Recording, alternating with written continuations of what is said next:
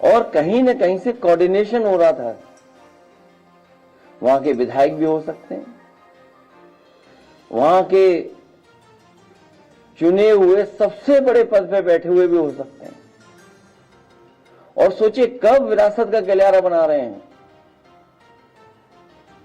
जब उनके पास आखिरी बजट बचा है,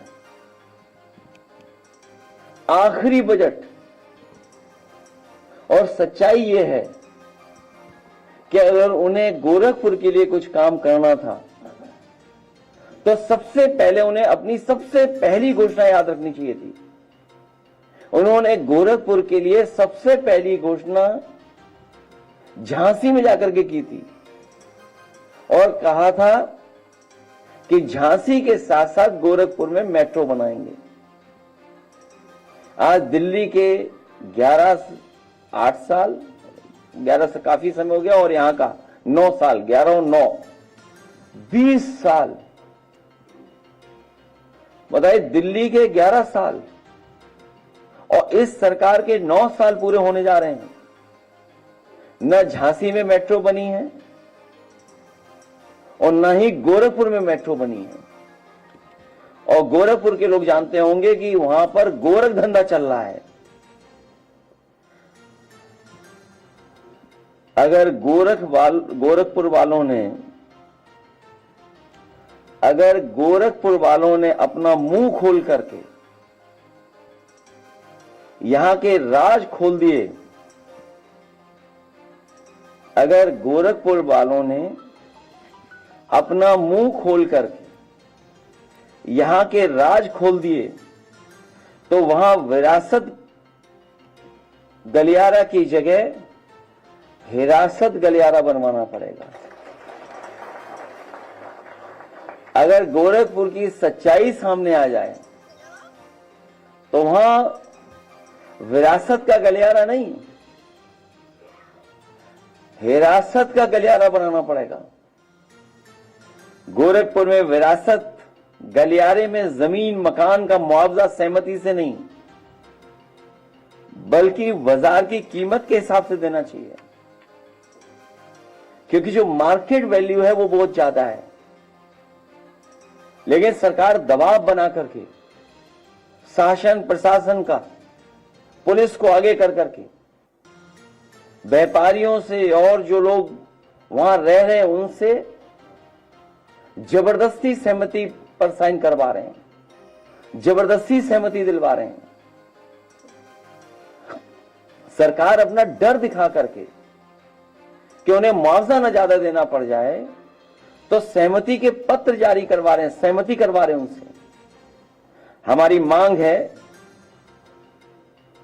कि उन्हें सहमति से नहीं, दबाव बना करके नहीं, डरा करके नहीं, धमका करके नहीं, बल्कि बाजार की कीमत के हिसाब से उन्हें मुआवजा देना चाहिए।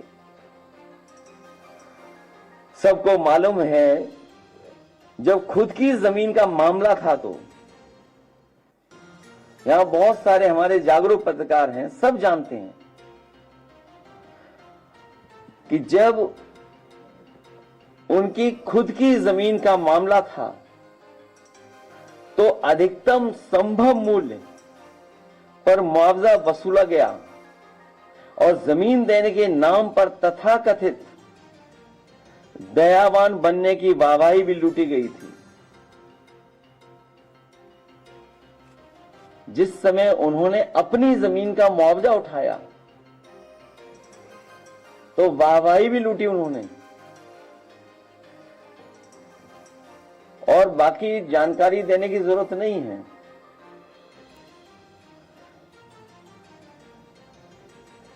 कि कितना मुआवजा उन्होंने उठाया होगा। सच्चाई तो यह है कि कॉरिडोर के नाम पर एक बहुत बड़ा भाजपाई लूट तंत्र सक्रिय है, जो तरह तरह के बहाने करके आसपास के लोगों की जमीन औने पौने दाम में ले लेते हैं और बाद में ऊंचे दामों में बेच देते हैं, और या फिर उनसे दबाव बना करके जमीन छीन करके उस पर कैसे ज्यादा मुनाफा कमाएं, कारोबार करने का काम कर रहे हैं। इस खेल में कुछ गिने चुने भाजपाई मलाई काट लेते हैं, लेकिन स्थानीय जनता के साथ धोखा हो रहा है। उनके हाथ खाली रह जा रहे हैं और वो अपने को ठगा महसूस करते हैं। इसलिए अयोध्या और प्रयागराज में भाजपा लोकसभा हारी और बनारस में हारते हारते बची है। अब अगला नंबर मथुरा और गोरखपुर का है। और एक बात तो इतने दिनों में सब जान गए हैं कि भाजपा के लोग किसी के सगे नहीं है। केवल गोरखपुर में गोरख धंधा नहीं चल रहा है, वो गोरख धंधा की जो आदत थी वो लखनऊ में भी दिखी। उनके अपने सलाहकार, उन्हें इस्तीफा देना पड़ा और पीछे ही पीछे हाथ मिलाए हुए थे जाने किससे। आखिरकार जिनसे हाथ मिलाया हुआ था वो भारत देश में कि भारत देश छोड़ के चले गए। वो भी केवल वो ही नहीं, और भी वहां छिपे हुए लोग बैठे हैं जो जमीनों का काम कर रहे हैं।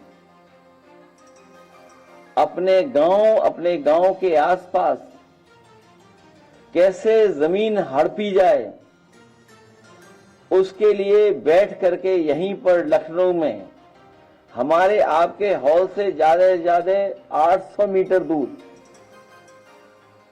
यही कार्यक्रम चलता है कि जमीन को कैसे कब्जा किया जाए। ये तो गोरखपुर के लोग जानते होंगे कि सबसे ज्यादा रजिस्ट्रियां किसके नाम पर हुई। कई सौ एकड़ जमीन छीनी जा चुकी है। दबाव बना करके सस्ते पैसे में गरीबों से रजिस्ट्री कराई जा चुकी है। जो लोग पूरे प्रदेश का भ्रष्टाचार किए खुलासा करते फिरते हैं, उन्हें अपने नाक के नीचे गोरख धंधा नहीं दिखाई दे रहा है।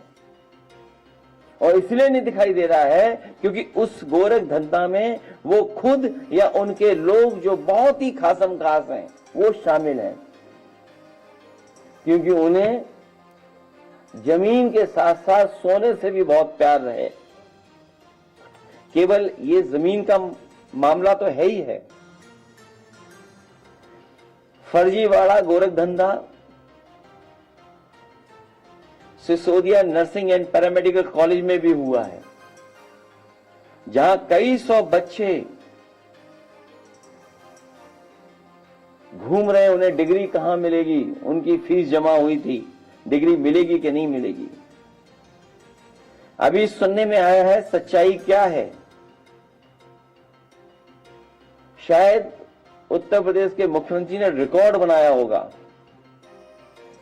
अपने गृह जनपद जाने का। कोई मुख्यमंत्री इतना अपने गृह जनपद नहीं गया होगा जितना ये मुख्यमंत्री जी गए हैं। जनता दरबार लगता है, जनता दरबार लगता है, जनता की सुनवाई होती है। लेकिन उसके बावजूद भी सुनने में आया है कि 17 साल की नाबालिग यूट्यूबर के साथ रेप की घटना हुई है। अखबारों में भी छपा है और बहुत ही करीब व्यक्ति है भारतीय जनता पार्टी का ये, जिसने घटना की है। हालांकि उस मामले में आपसे बेहतर कोई नहीं जानता कि भाजपा क्या क्या कर रही है।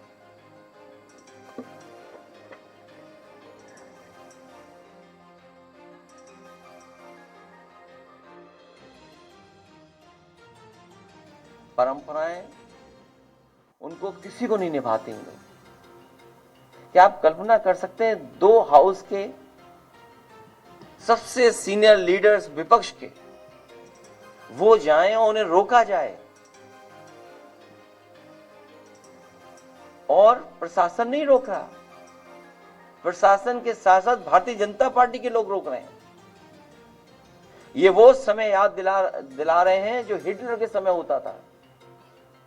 हिटलर भी अपने साथ कोई दूसरा काम कराने के लिए अपनी पार्टी के लोगों को भेजता था, पुलिस की ड्रेस में, वर्दी में। इन्होंने वर्दी में तो नहीं भेजा, लेकिन एक चिन्ह भेज दिया, चुनाव चिन्ह बनता लग जा रहा है, लगता है इनका। जो अन्याय का प्रतीक है, और ये हम नहीं कहते हैं, कोर्ट तक ये कह रहा है कि अन्याय का प्रतीक बनता जा रहा है बुलडोजर। सोचिए, बुलडोजर में आज के समय पे लोकतंत्र में 2 लीडर ऑपोजिशन को रोक रहा है, और उसके ऊपर बैठे बीजेपी के कार्यकर्ता अंडा फेंक रहे हैं, झंडा दिखा रहे हैं। मैं अपने कार्यकर्ताओं को बधाई देता हूं कि न वो बुलडोजर से डरे, न वो अंडों से डरे, और न काले झंडों से डरे। और जब उनका काला झंडा दिखाई दिया तो हमारे साथियों ने काला झंडा भी छीना और उनका काला छाता भी छीन लिया जो दिखाना चाहते थे। रुकेंगे।